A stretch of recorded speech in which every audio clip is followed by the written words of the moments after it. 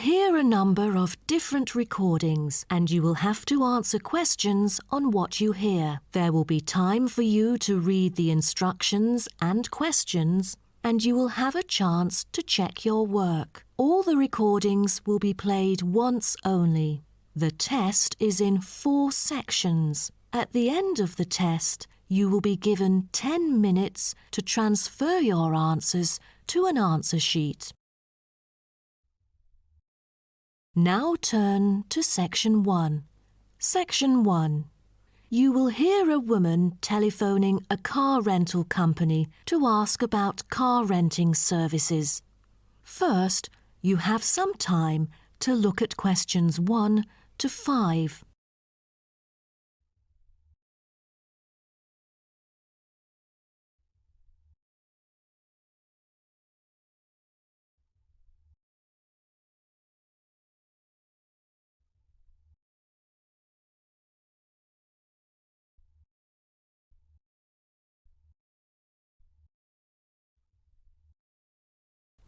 You will see that there is an example which has been done for you. On this occasion only, the conversation relating to this will be played first. Hello, First Choice Car Rental. How may I help you? Oh, good morning. I'm calling for some information about your car renting services.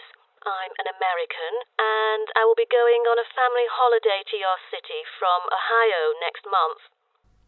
The woman says that she is an American, so American has been written in the space. Now we shall begin. You should answer the questions as you listen, because you will not hear the recording a second time. Listen carefully and answer questions 1 to 5. Hello, First Choice Car Rental. How may I help you? Oh, good morning. I'm calling for some information about your car renting services. I'm an American and I will be going on a family holiday to your city from Ohio next month. Okay, no problem. It's our pleasure to serve you. Could you please tell me your name and contact information first? I'm Caroline. That's Caroline.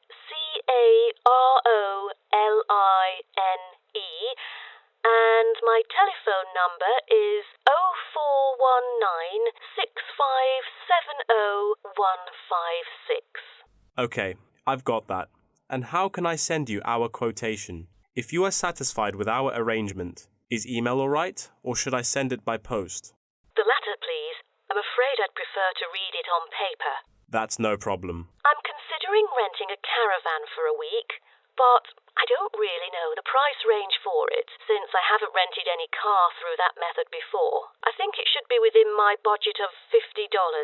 You know, we have various caravans at different renting prices, according to the class of vehicle, facilities inside, mileage, etc.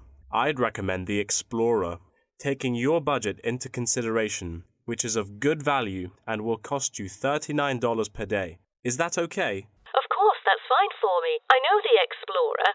That could save me $11 each day. You know, a family holiday will be costly. That van is perfect. I'm glad that you like it. So, do you have any particular requirements about your room in the van?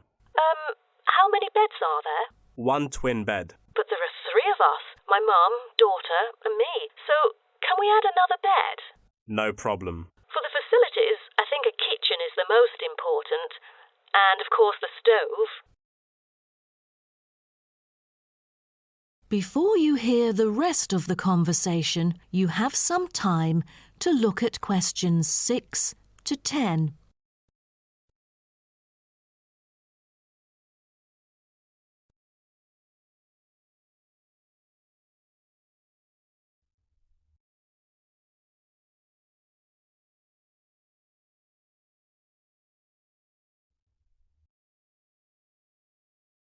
Now listen and answer questions 6 to 10. In our vans, such as Explorer, there are all the basic bedding materials you need, like pillows and blankets, as well as some equipment for daily life. And many things can be added into your room according to your needs, such as a coffee maker. Well, I need to have a heater in case it'll be cold at night, and a microwave, of course. All right, I've taken notes of all these things. Actually, all our vans should be taken from our company, which is not too far from the city centre, so we can pick you up from the centre for free. Is that okay? Oh, I'm afraid we'd better be picked up from the airport, as we are foreigners in your country and not familiar with the transport system. Is that all right? Yes, it is no problem. With that comes the information for the insurance. I need the driver's name and age. That is my daughter, Chris, who is 19, the youngest driver amongst us three. I'm sorry, but our company only accepts caravan drivers aged 25 or over, according to our regulations. So... Well, that would be me, Caroline, and I'm 49 years old. And where was your driving license issued? I mean the country. I've got a license in America, but I've also got one in Australia, which is still valid. Is it better for me to register the local one from your country? Yes, that might be better. So your registration number is... That is the end of section 1. You now have half a minute to check your answers.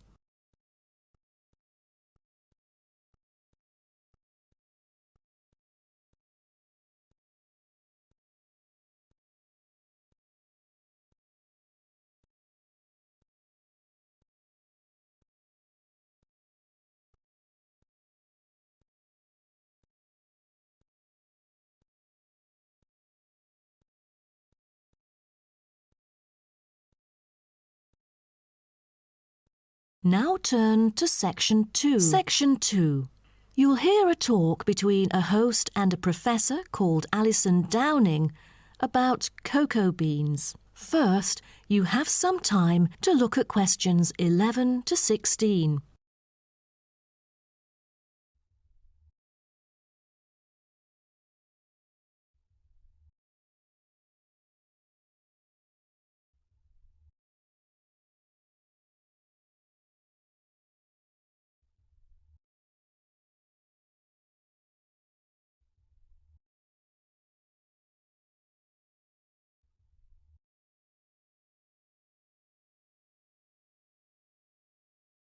Now listen carefully and answer questions 11 to 16.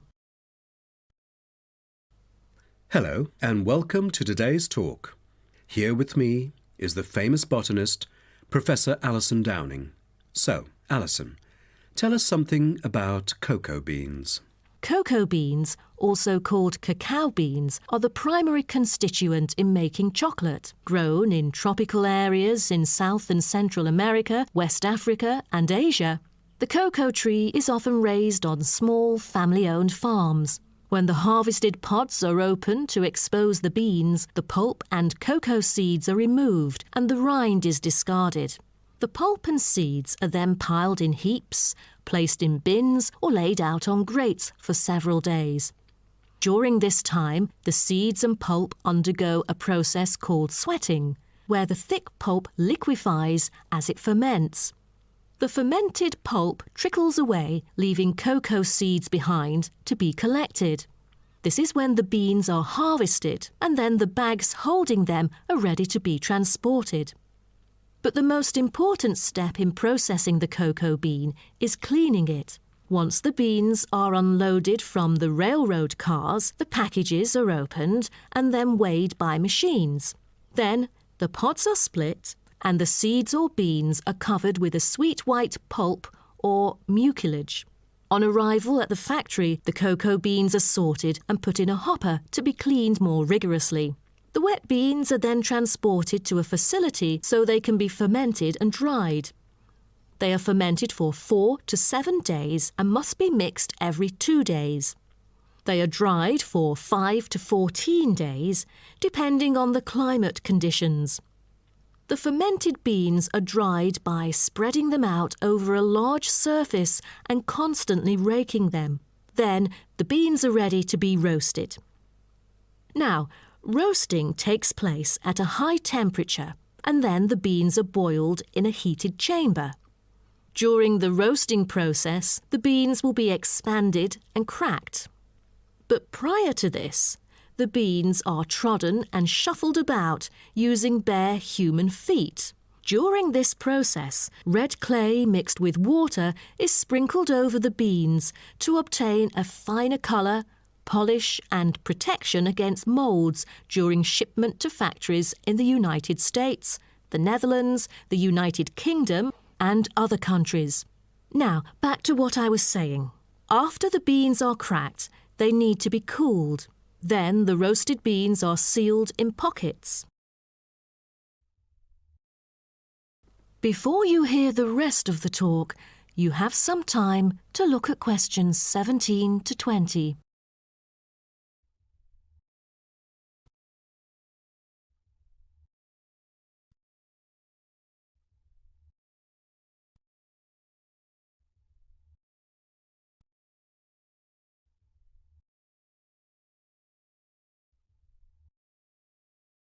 Now listen and answer questions 17 to 20. Wow, that is not a simple process, is it? But someone told me that different roasting levels of coffee can lead to different kinds of flavours.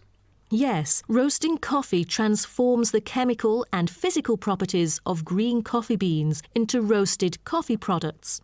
The roasting process is what produces the characteristic flavour of coffee by causing the green coffee beans to change in taste. Unroasted beans contain similar, if not higher levels of acids, protein, sugars and caffeine as those that have been roasted, but lack the taste of roasted coffee beans due to the Maillard and other chemical reactions that occur during roasting.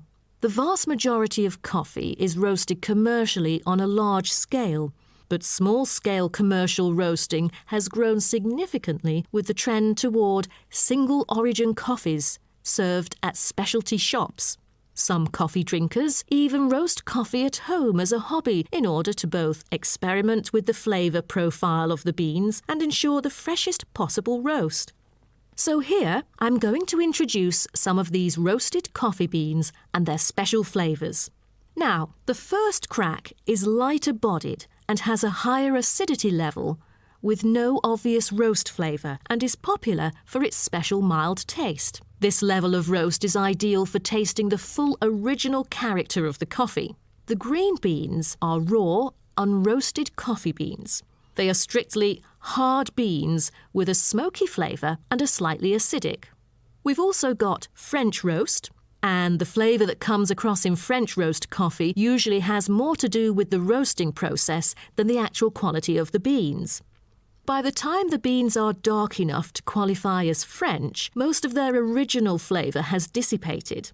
In its place come the flavours of caramelising sugar, bittersweet coffee, and often a bit of chocolate. And finally, espresso smoky. That is, coffee brewed by forcing a small amount of nearly boiling water under pressure through finely ground coffee beans.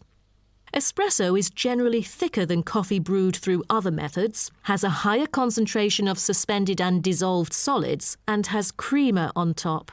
As a result of the pressurised brewing process, the flavours and chemicals in a typical cup of espresso are very concentrated. Espresso is also the base for other drinks, such as cafe latte, cappuccino, cafe macchiato, cafe mocha, flat white or cafe americano. That is the end of section 2. You now have half a minute to check your answers.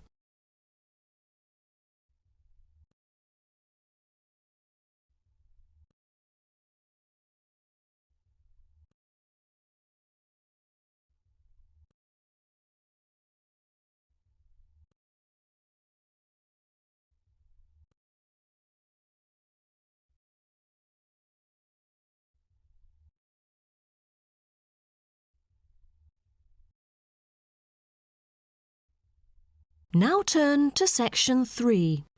Section 3. You will hear two students talking about the moa with the lecturer. First, you have some time to look at questions 21 to 26.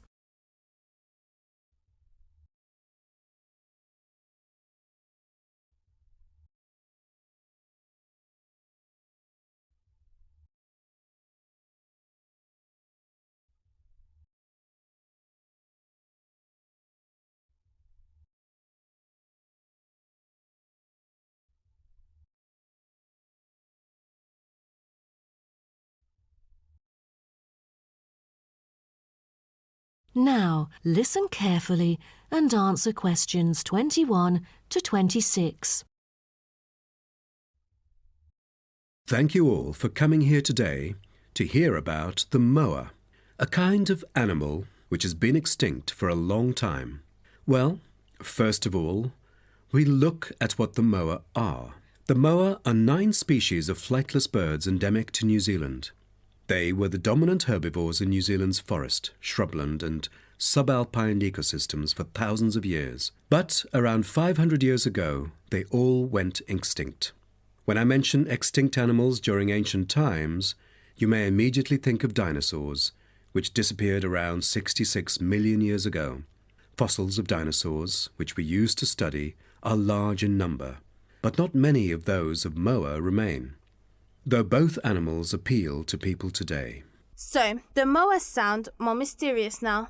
But sir, I've got a question about these flightless birds. How can we distinguish them from other birds? That's a good question. Birds are commonly characterized by being warm-blooded, having feathers and wings, usually capable of flight, and laying eggs, while the flightless moa, until their extinction, were the largest birds in the world. Their heads are relatively small in relation to their bodies, and they are the only wingless birds lacking even the vestigial wings and substantial tailbones in their family. That's impressive, but were they born to be like that? I mean, when they were chicks. Yes, absolutely. So let's move on to the chicks. The eggs of moa were laid in nests and incubated for about 2 months. The chicks would be well developed upon hatching, and probably would be able to leave the nests to feed on their own almost immediately. I've heard that the male moa are thought to have incubated the eggs. Is that true? I think there is a possibility for that. I've read somewhere that the sex-specific DNA recovered from the outer surfaces of eggshells suggested that these eggs were likely to have been hatched by the male, but we still need to consult more. But I have a question. There has been some occasional speculation that the moa were still alive, because someone said they had caught sight of them in New Zealand in the late 19th century or even the 20th. Do you think it's possible?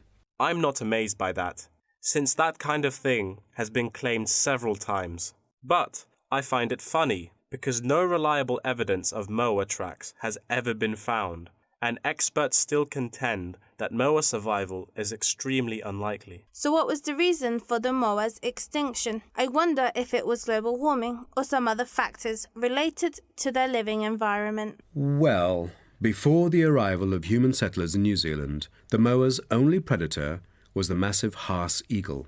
Then the Maori arrived sometime before CE 1300, and all moa genera were soon driven to extinction by hunting. What a horrible thing.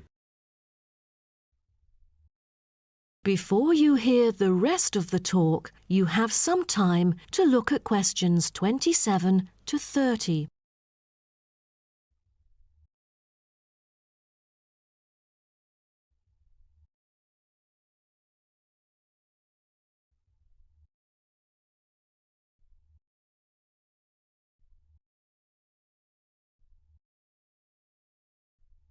Now, listen and answer questions 27 to 30. All right, now let's look at the features of some species of moa. The South Island giant moa may have been the tallest birds ever known, and the second tallest of the 9 moa species is the North Island giant moa, with the females being markedly larger than males, both in weight and height. And I've heard that the smallest of the moa birds are the coastal moa. Is that right? Yes, you were right. And have you heard about any other kind of moa before? I know the crested moa. The eggs they laid may be larger than others. As they mainly lived in the remote interior of the southern island, their fossils are rare or absent in archaeological sites, and no egg remains have yet been identified. Are there any species of moa that have got more fossils? Yes, of course. A considerable amount of remains of the stout-legged moa exist, due to the well-preserved properties of their habitat. Their skulls reveal relatively bad vision, a good sense of smell, and a very short bill. Then there is the eastern moa. They were remarkable in having very long and narrow windpipes, which probably enabled them to make louder, more resonant calls than those of other moa, and had the greatest vocal abilities, so they could communicate when they could not see each other in the forest or at night. They used a range of senses, apart from sound, in their search for food, such as their sense of smell and vision. That is the end of section 3. You now have half a minute to check your answers.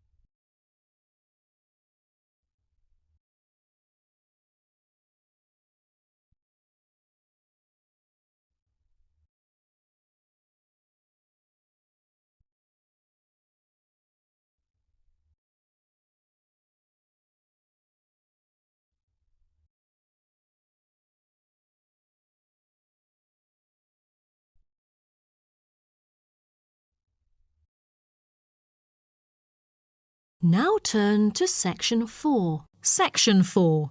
You will hear part of a lecture about time measurement. First, you have some time to look at questions 31 to 40.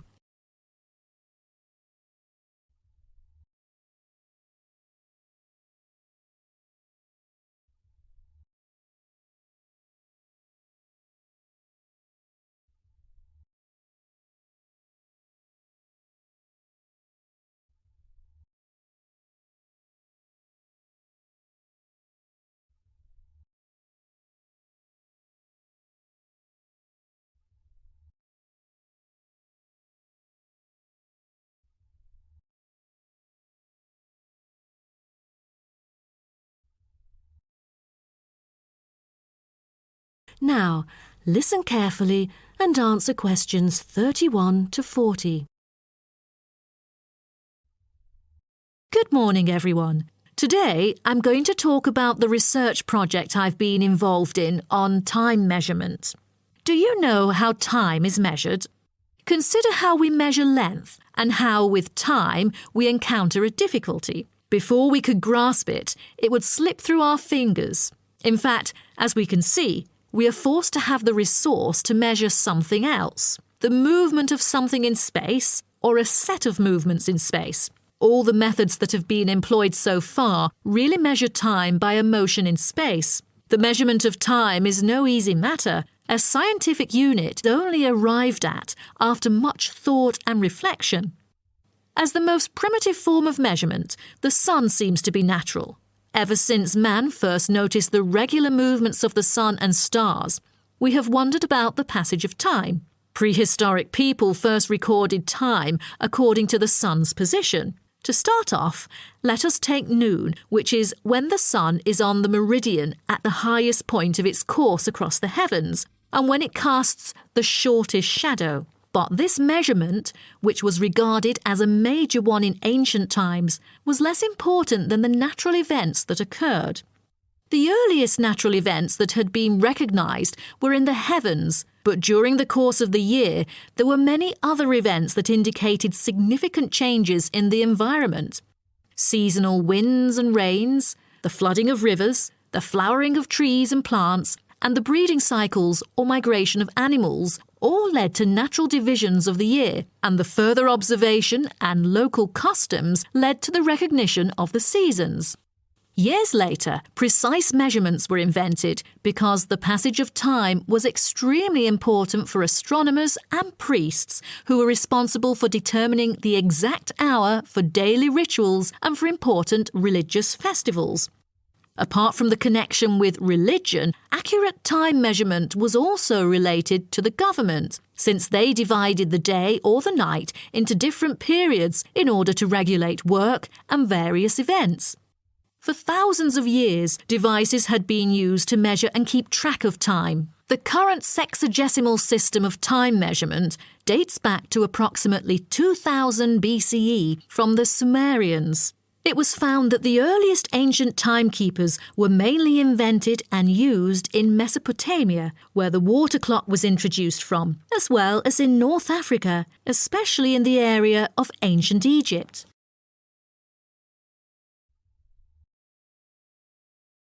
So, now I'd like to introduce you to some of the most well-known ancient timekeepers, as well as the disadvantages of them, for which they were replaced by various new forms of clocks that were used afterwards. A sundial is a device that tells the time of day by the apparent positioning of the sun in the sky. In the narrowest sense of the word, it consists of a flat plate and a gnomon which casts a shadow onto the dial. As the sun appears to move across the sky, the shadow aligns with different hour lines which are marked on the dial to indicate the time of day. However, it was quickly noted that the length of the day varied at different times of the year. Therefore, there could have been a difference between clock time and sundial time. In addition, the sundial was of no use at night, so a water clock was invented. The water clock, or clepsydra, appeared to have been invented around 1500 BCE and was a device which relied on the steady flow of water from or into a container. Measurements could be marked on the container or on a receptacle for the water. It was reliable, but the water flow still depended on the variation of pressure and temperature from the top of water in the container. As the technology of glass blowing developed, from some time in the 14th century, it became possible to make sand glasses. Originally, they were used as a measurement for periods of time like lamps or candles, but as clocks became more accurate, they were calibrated to measure specific periods of time. The drawback, however, as you can imagine, was the limited length of time they could measure. The last timekeeper to be introduced is the fire candle clock. Candle clocks took advantage of a simple concept, the slow and consistent nature of a burning wax candle. By utilising this process, our ancestors were able to keep steady track of the time. The clocks were created by engraving the length of the candle with evenly spaced markings. Each marking represented a single unit of time, and as the wax burned down, each hour would disappear. However, the drafts and the variable quality of the wax mainly influenced the time of burning. Like oil lamps, candles were used to mark the passage of time from one event to another rather than tell the time of day. That is the end of section 4. You now have half a minute to check your answers.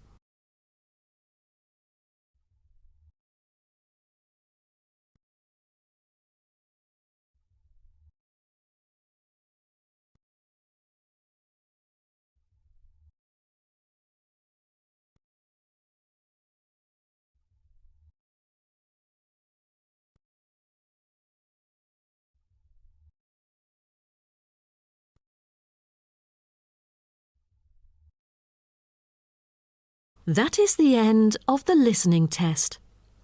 In the IELTS test, you will now have 10 minutes to transfer your answers to an answer sheet.